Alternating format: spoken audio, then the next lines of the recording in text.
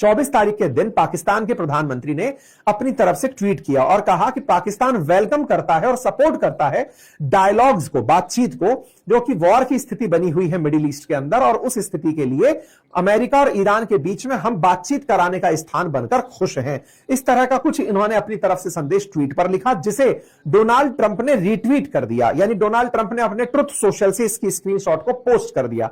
यानी कि इन्होंने जो कहा वो उस बात को मान गए ट्रंप, ऐसा लगा। अर्थात पाकिस्तान का यह कहना कि वो यूएस और ईरान के बीच में बात कराने की स्थिति में है, वो होस्ट करना चाहता है दोनों की बातचीत को, इससे एक मौका मिल गया, अथॉरिटी मिल गई कि ट्रंप ने वाकई में कहा होगा, पाकिस्तान फर्जी में यह बात नहीं कह रहा। इसका मतलब यह हुआ कि पाकिस्तान को ईरान और इजराइल के बीच में एक मध्यस्थ के रूप में अमेरिका ने चुन लिया है। अब यह खेल कैसे बड़ा है, आइए इसको समझते हैं। देखिए साथियों, आप सब जानते हैं कि पाकिस्तान की इंटरनल पॉलिटिक्स पूरी तरह से प्रो पैलेस्टाइन है। पाकिस्तान के अंदर रहने वाले लोग पूरी तरह फिलिस्तीन के साथ, गाजा पट्टी के साथ हैं। लेकिन ऐसा करके जब आप मध्यस्थता करते हो, मध्यस्थता कब होती है? जब आप दोनों के मित्र हो, तब जाकर आप मध्यस्थता करते हैं। एक एक पॉइंट को गहराई से समझेंगे कि यह कितना बड़ा दांव खेला गया है। पाकिस्तान को मध्यस्थ की भूमिका में लाकर अमेरिका ने पाकिस्तान के साथ भलावा कर दिया, और पाकिस्तान भविष्य में अपने देश में कितना ज्यादा प्रताड़ित होगा वहां की राजनीति, अब आप उसकी कैलकुलेशन करिए। मतलब समझिए, जब कतर मध्यस्थ बनकर अमेरिका और तालिबान के बीच में आया था, तब कहा यह गया था कि भाई अमेरिका भी कतर के साथ बहुत अच्छे संबंध रखता है और तालिबान भी बहुत अच्छे संबंध रखता है, यही कहा गया था। अब मुझे एक बात बताइए कि अगर पाकिस्तान कह रहा है कि मैं ईरान और इजराइल की लड़ाई रुकवा रहा हूं, तो इजराइल को मान्यता देता है कि नहीं पाकिस्तान? भाई साहब, पाकिस्तान के पासपोर्ट पर लिखा है कि दुनिया में सब जगह चल जाएगा इजराइल छोड़ के, हम इजराइल को कंट्री नहीं मानते। जो देश आउटराइटली इजराइल को इतना इग्नोर करता हो, वो पाकिस्तान बोर्ड ऑफ पीस में इजराइल के साथ बैठकर गाजा के पुनर्विकास के लिए एक मीटिंग करता है। मतलब पाकिस्तानियों के साथ जो छलावा हुआ, उसके चंद मुट्ठी भर रिश्वतखोर राजनेताओं को अमेरिका ने जो पपेट बनाया, उससे पाकिस्तानियों का पूरा आत्मसम्मान, हालांकि वो पहले ही लुटा पड़ा था, लेकिन उसका सौदा कर डाला। समझिए, पाकिस्तानियों से उनका वो गुरूर छीन लिया कि हम फिलिस्तीनियों के साथ खड़े हैं। ये इजराइल के साथ खड़ा कर दिया गया। असल में लड़ाई किसकी थी? ईरान और इजराइल की पूरी दुनिया जानती है। अमेरिका तो इजरायलियों द्वारा खींचकर लाया गया था। मध्यस्थता कराने के लिए ईरान और इजराइल के बीच में कौन आ रहा है? पाकिस्तान आ रहा है। इसका मतलब क्या है कि आओ बेटा, तुम पाकिस्तानियों इजराइल को मान्यता दो। ये ट्रंप की बहुत पहली साजिश थी। वो अब्राहम अकॉर्ड के अंदर धीरे धीरे पश्चिम एशिया में से सऊदी वऊदी सबको लेकर जाएंगे, फाइनली पाकिस्तान को भी लेकर जाएंगे कि इजराइल को मान्यता दो। नंबर एक बात, इससे क्या हुआ? पाकिस्तान का खरा नुकसान। अब अमेरिका की कहानी समझो। देखो, इस पूरी कहानी में ईरान ने अगर किसी देश पर हमला नहीं किया तो वो कौन सा देश था? वो देश था पाकिस्तान। ईरान ने सब हुआ, दुनिया में एक मैसेज गया कि पाकिस्तान के पास न्यूक्लियर वेपन है, इसलिए ईरान ने उस पर हमला नहीं किया, और इसी कारण इजराइल ने आज तक पाकिस्तान पर हमला नहीं किया। इससे पाकिस्तान की अपने ही मुल्कों में, ओआईसी कंट्रीज में सबसे ऊपर इज्जत बनकर आई कि ओ, मेरे पास तो न्यूक्लियर बम है। बिल्कुल किम जोंग उन वाली फीलिंग जो नॉर्थ कोरिया फील लेता है कि मेरे पर न्यूक्लियर बम है, इसलिए अमेरिका आज तक मुझ पर गोला नहीं चलाया।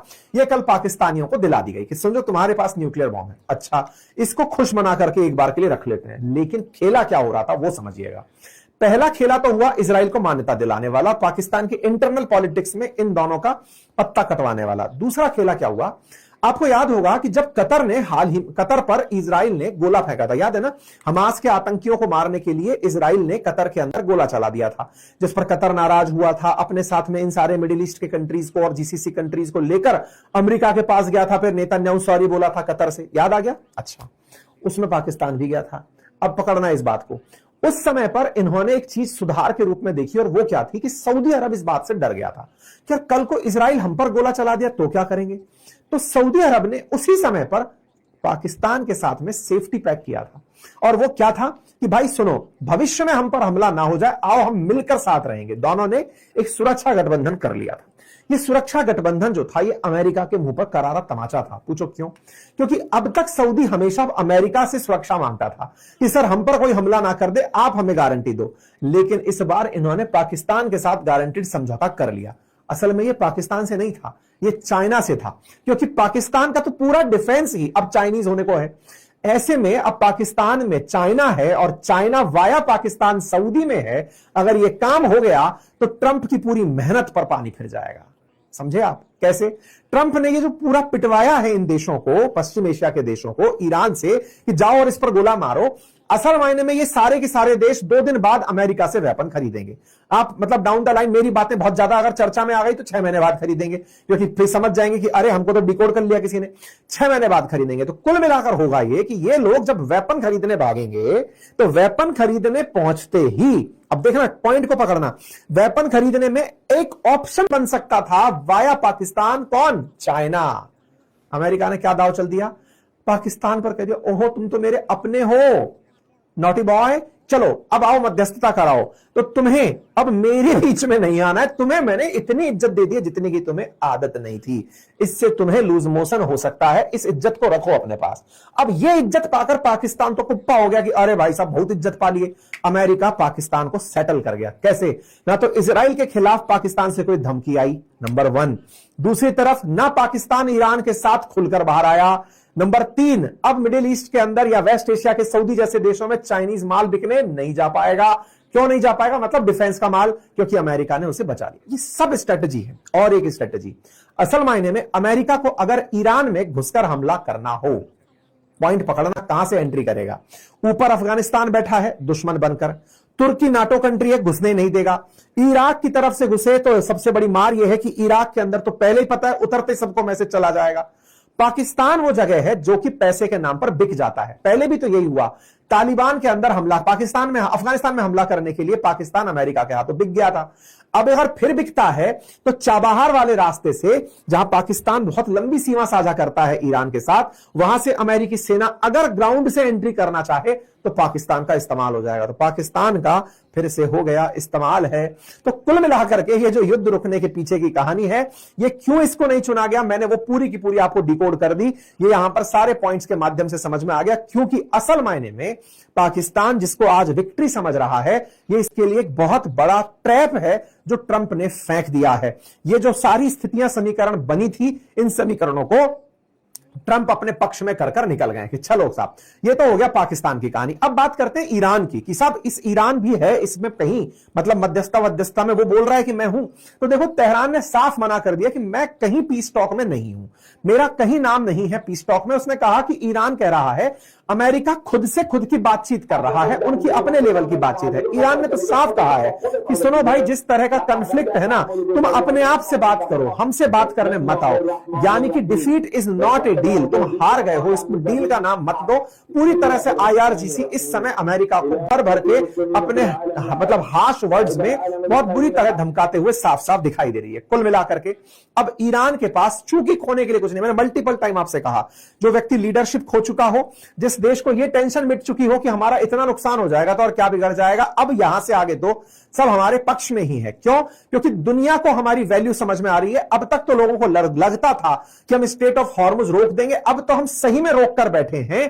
तो ऐसे में अब ईरान के पास नेगोशिएटिंग पावर बढ़ती जा रही है, और ईरान इसी का फायदा उठाते हुए ट्रंप पर भरोसा ना करने की बात कह रहा है, और साफ कह रहा है कि ट्रंप के द्वारा कई प्रकार की चालें चली जा रही हैं। इनमें से इन GCC कंट्रीज से हम पर हमला करवाने की चालें भी शामिल हैं, लेकिन हम पूरी तरह सतर्क हैं और यह मानते हुए चल रहे हैं कि अमेरिका इस पीस के बहाने फिर से हमारे साथ धोखा करेगा।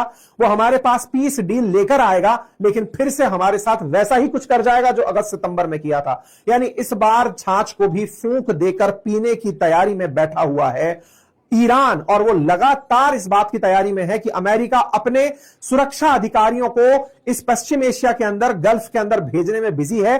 वो अधिकारी अभी पहुंचने में समय ले रहे हैं, इसकी सेना चल करके इस एरिया में आ रही है, उन्हें समय लग रहा है। बस इसी कहानी को यहां पर उठाया गया। अमेरिका के पूर्व एक NSA हैं जो कि पिछले समय बाइडेन के टाइम पर भी थे, उन्होंने साफ कहा कि भाई ईरान से युद्ध करना प्लानिंग ही नहीं था, ईरान तो पीस डील में शामिल हो चुका था, ट्रंप जानबूझकर युद्ध में गए हैं। उन्होंने इस बात को पब्लिकली सबके सामने रखा है। कुल मिलाकर अब बात निकल कर आ चुकी है कि अमेरिका और जो ईरान के बीच का हमला है, इसमें ट्रंप के मन में क्या चल रहा है, वो उनका व्यापार है। इजराइल और ईरान के बीच में बिठाकर जब तक शांति नहीं कराई जाती तब तक कोई शांति का मीनिंग नहीं है। ट्रंप अगर ये अनाउंस कर रहे हैं कि अब आकर पाकिस्तान में हम पीस डील करेंगे, वो केवल दुनिया का ध्यान बांटने की एक कला है। लगातार हमले अभी भी आगे हो सकते हैं, इसीलिए और पूरी दुनिया को ज्यादा चिंताएं इस बात पर सता रही हैं कि ट्रंप का खेल असल में व्यापार है और वो वहीं पर फोकस कर रहे हैं। एक मजेदार इस समय न्यूज वायरल हो रही है और वो ये है कि ट्रंप ने जैसे ही कहा कि हम सीज फायर करने जा रहे हैं, अचानक तेल की कीमतों में धाड़ से गिरावट आ गई। जो तेल आसमान में चल रहा था, लोगों को लगा कि लो जी अब सीज फायर हो गया, अब क्रूड के दाम नीचे घट जाएंगे। बोले उसी समय पर ट्रंप के कुछ चाहने वालों ने फ्यूचर्स के अंदर पोजीशन बनाई हुई थी। $580 मिलियन इनके कुछ जानने वाले कमाकर चले गए ट्रंप के मात्र एक ट्वीट से। बोले ट्रंप के ट्वीट से पहले ही कुछ लोगों ने स्टॉक परचेज किए थे, फ्यूचर्स में लॉक की पोजीशंस बनाई थी ट्रेडिंग के अंदर, और ट्रंप के एक स्टेटमेंट से जैसे ही फायदा हुआ वो प्रॉफिट बुक करके निकल गए बाजार से $580 मिलियन। तो बोले ट्रंप अपने मर्जी से ये स्टेटमेंट देकर अपने चाहने वालों को लाभ देने के लिए ये फर्जी खबर फैलाए थे, बाकी कोई लेना देना नहीं था। खैर, अब जो भी बातें हैं वो सारे कयास हैं, आपको इनमें से कौन सी सही लगती है जरूर बताइएगा। बाकी अगर चाहते हैं इस रविवार कुछ सीखना, इस समय जो आर्टिफिशियल इंटेलिजेंस युद्ध में आ रही है वो आपके कैसे काम में आ सकती है, तो एक फ्री वेबिनार रखी है मैंने, उसका लिंक कमेंट बॉक्स में पिन है, जाकर के उसे ज्वाइन कर लीजिए। व्हाट्सएप कम्युनिटी ये भर जाए तो परेशान मत हुआ, अगर नई बनाकर लगा देंगे। लेकिन हाँ, इस बार हमने कम्युनिटीज की संख्या बढ़ा दी थी, इसलिए आप अब तक इसे ज्वाइन कर पा रहे हैं, जाकर ज्वाइन कर सकते हैं। थैंक यू सो मच, अपना ख्याल रखें। मेरे प्यारे साथियों, जहां आप मुझे सुन रहे हैं उसके नीचे एक सब्सक्राइब का बटन दिया हुआ है, जिसे दबाने में कोई खर्च नहीं आता, आपका समय लगता है 2 सेकंड का, लेकिन आपकी ये 2 सेकंड की कीमत हमारे लिए हौसला बनती है। अगर आप इस छोटे से काम को करते हुए आगे बढ़े तो ये हमारे लिए बहुत ही सकारात्मक रहेगा, हमारे हौसले को बढ़ाएगा, हम आप तक और अच्छा काम लेकर पहुंचेंगे, ये और सुनिश्चित करेगा।